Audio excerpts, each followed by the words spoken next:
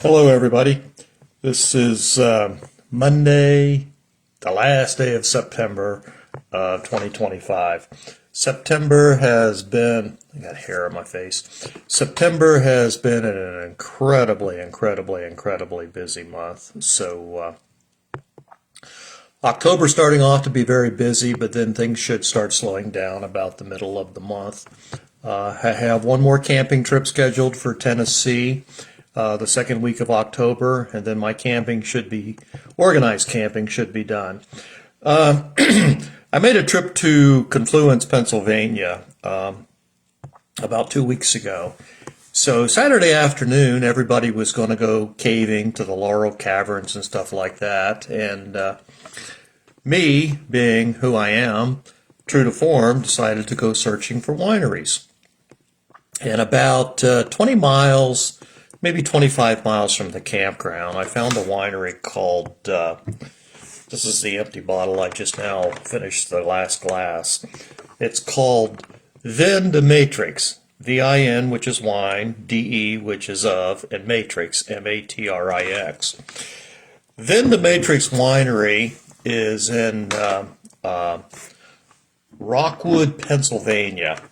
It's about 25 miles north of the campground at Confluence, and that would be east of Uniontown, 25-30 miles east of Uniontown.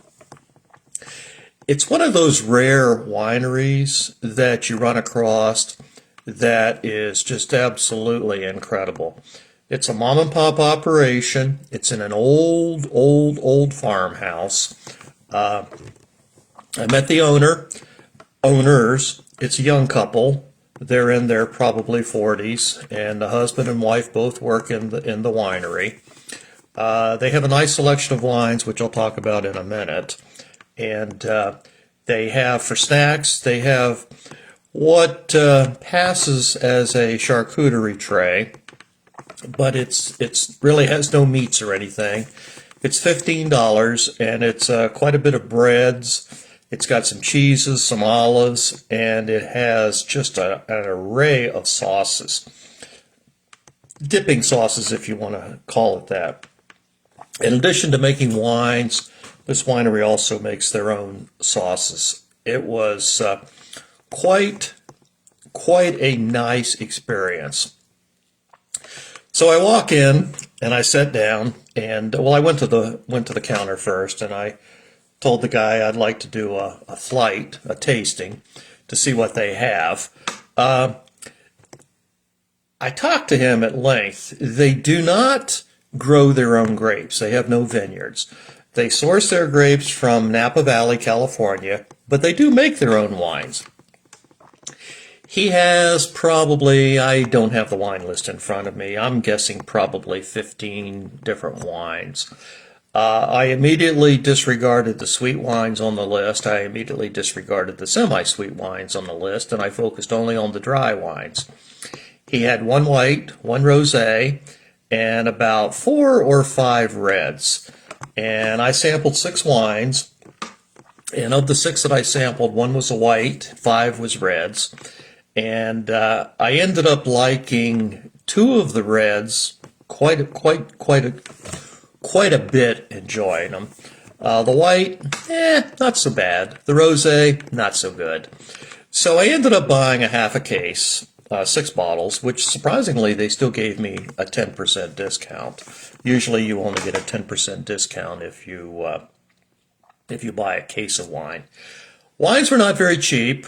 I ended up spending $202, I believe it was, or $220, I forget. But let me put that into perspective. I bought a t-shirt, which was $16. I also bought the charcuterie tray, if you want to call it that, which was $15, so that's $31. Plus I paid for the flight, which was, I believe it was $12, so $31, $41, $43. So I probably spent about $160 for 6 bottles of wine, which would put the bottles of wine at about $25 a bottle.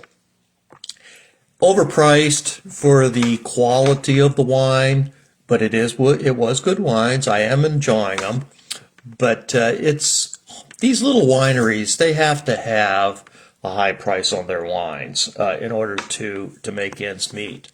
It's a very small winery. It has a nice wine bar inside. They kind of lean toward not allowing you to stand at the wine bar. They have a few tables around. The only thing that I would mention is that almost all of the tables, which was only 4 or 5, are two-persons tables. I did notice a couple over in the corner. It was 4 women, young women, and they were celebrating something or other with some wines.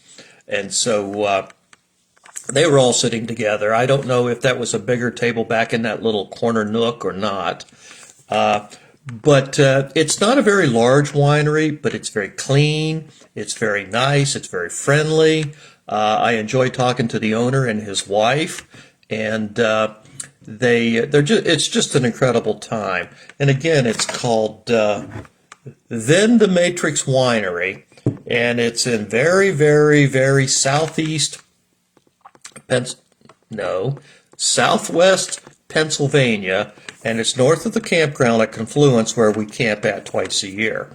It's my intentions that I will definitely go back in April when we have our next Confluence rally, and I plan on taking a few of my camping friends with me and enjoying it. I asked them if they sold stickers because I collect winery stickers to put on my runaway camper. They did not have any in stock. They usually do carry it. So I gave them my business card, which, by the way, has a great cluster on my business card. And I wrote my address on my business card, and I left a $10 bill with them and asked them to mail me a sticker when they got them in. And they protested that I didn't need to leave money, but I insisted, so I left the $10 there. So sometime in the next month or two, I would hope that I will get a sticker from them. If I don't, then I'll remind them in April that I left them a $10 bill and I'd like to get my sticker. But I highly recommend this winery if you're out camping. I want to emphasize, if you're not a regular wine drinker, wine connoisseur, and please don't feel intimidated by wineries, particularly these little mom and pops. Now, if you're going to a large winery in the Napa Valley or the Sonoma Valley, used to be you could show up and you could do the tasting. By the way, the tastings used to be free. Now tastings are no longer free anywhere. And I've never been to a winery recently where the tasting is free. The big ones in California go for $50, $60 for a tasting, for crying out loud. Most of the wineries that I have been to, the tastings are $10 to $15. I tend to gravitate toward local wineries when I'm traveling, camping, I should say. But the point I'm trying to make is that if you are a non-connoisseur of wines, don't have a lot of knowledge of wines, please don't be intimidated about approaching a winery and walking in. 90% of their people have no knowledge, customers I should say. 90% of their customers have no knowledge or very little knowledge of wine. They may know the difference between a red and a white, but and they probably think that a rosé is they pour some white, some red and some white in a glass to make a rosé. I don't know. But most people don't have a wine knowledge. So please don't feel intimidated. Go in there, enjoy the wines, ask to taste the wines, do a flight, $10, $15 usually. Find out what you like, and if you like something, then buy a bottle and sit there and enjoy the ambiance, enjoy the atmosphere. And if you really feel like you enjoyed the wine, buy a bottle or 2 or 3, or in my case, 6, and take it home with you. And you're supporting local mom and pop type of wineries. And again, this is a very tiny winery. I mean, it's very small. It's very rural. It's in an old farmhouse, as I said, and it's way out in the country. And so you often have to wonder, how do they even survive? There were no road signs off of the roads. I used MapQuest, and it took me down every back-ass road in southwestern Pennsylvania you could find. So when I got there, and I was chatting with the young owner, I asked him, I said, hey, this road that's about a quarter of a mile from you, which is a main state route, I said, I came in through some back road, and he mentioned some road, and I said, yeah, that's the road I was on. I said, but if I want to get back to, I think it was Pennsylvania Route 281, I said, can I get on this road a quarter of a mile from your place and stay on that all the way? He goes, yeah. He says, it's about 8 or 9 miles further. He says, but it'll be good roads and not that little windy, curvy road. So that's what I did when I left. And that was very fortunate because God opened the skies and there was a massive, and I mean a massive cloud burst. And we're talking about my windshield wipers on my truck were going 1,000,000 miles an hour, and I was going about 20 miles an hour on this state route, the 55-mile-an-hour speed limit. I was behind a couple of trucks and a couple of cars behind the trucks, and I was in line. And fortunately, that allowed me to be able to see the lights of the cars and the trucks in front of me. And within 5 minutes, the storm was past. It was just a little gully washer cloud burst. But I wanted to mention Vin De Matrix Winery. And I know that unless you happen to be in southwest Pennsylvania, you'll probably never make a trip up there just for them. But the emphasis that I want to make is to people to please, my camera is slipping. Please visit your local wineries and support them. If you have limited wine knowledge, do not feel intimidated. Go in there and ask them questions. They're more than happy to chat with you. They like customers. They like to talk to people. They like to advertise and toot their own horns on their wines. So if you happen to get in southwestern Pennsylvania, or if you happen to camp with me, we can always run over there. It's about 3 hours from my house here in Marietta. So Vin De Matrix Winery in Rockwood, Pennsylvania. So if you get out that way, please, by the way, stop by. Oh, before I go, about 4 years ago, I was in central Pennsylvania, and I was going up to XYZ, which is where I bought my camper off of Mike Bomert. He's a runaway distributor for the Northeast area. He's in central Pennsylvania. So he was working on my camper, and he said, well, it's going to take about 2 hours, Wayne. And I said, okay. And I was having him put roof racks on it, and I was having him put an awning on it. So I said to him, I said, you know, Mike, I said, I saw a winery sign down the road about 20 miles. I said, what do you know about it? And he goes, well, I'm a beer drinker, so I don't drink wine. He says, but I've heard it's pretty good. It was called Armstrong Winery. So I drove down while he was working on my camper, and their tasting hours had already ended, but the lady let me in, and she let me taste some wines and didn't charge me. And I tasted about 8 or 10 wines, and they were just absolutely fantastic. I'm not a fruit wine drinker. I don't like sweet wines, but they had their own vineyards. They had Cabernet Sauvignon, Merlot, Pinot Noir, Syrah, things that I like, red wines. I don't remember drinking any whites. It's been about 4 years ago. But anyway, I ended up buying a whole case of wine, and they were superb wines. And it took me a year or so before I got through all 12 of them because I didn't drink them all at once. But again, this is visiting local, rural wineries when you're out traveling. So please make that part of your agenda. Visit these wineries.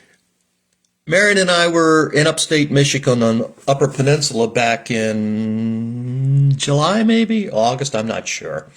And we're driving along, and we've been to Grand Marais up on the shores of Lake Superior. And Marion says, we were heading back toward the campground, and she said, hey, look, there's a sign for a winery. So like a squirrel after a shiny object, off we went. So we ended up driving about 15 miles, and we went up this road and down that road and out this road and turned on this road, ended up on a dirt road, and ended up at a winery. And the wines were okay. By the way, it was called End of the Road Winery, and it truly was the end of an old dirt road. The wines were comme ci, comme ça, so-so. But the ambiance was great. It was a hot July day. And so Marion and I sat outside. We bought a bottle of wine. Well, we had a tasting first, a flight. And then we bought a bottle of wine, and we just sat outside on the patio drinking wine. They didn't have snacks or food or anything, so they did offer some little crackers and cheese, little packaged stuff. It wasn't much. But again, it was enjoyable. So the message to take away from this particular video is visit your wineries, visit your local wineries and support the mom and pop operations. You don't need to go to Napa. You don't need to go to Sonoma in California. You don't need to go to the large wineries. Visit mom and pop. They are the ones who appreciate your business. Well, listen, you all take care, and I hope to get back on doing some tastings here again. I will say in my defense, this has been probably the busiest September of my entire life. And things are beginning to slow down. I'm starting to see the light at the end of the tunnel. Tomorrow, it'll be a busy day. I'm heading out of town again tomorrow to take care of some business. And then the following weekend, I'm going to be in Stanton, Virginia for a Shakespeare festival. And I'll be down there a couple of nights. And then the weekend after that, I'll be in Cove Lake, Tennessee, which is just north of Knoxville, for David Walker's large rally that he has at Cove Lake State Park. So after that, things should start slowing down. Well, listen, you all take care, and I hope to get back to the wine tastings online here very soon. See you all the next time. Bye.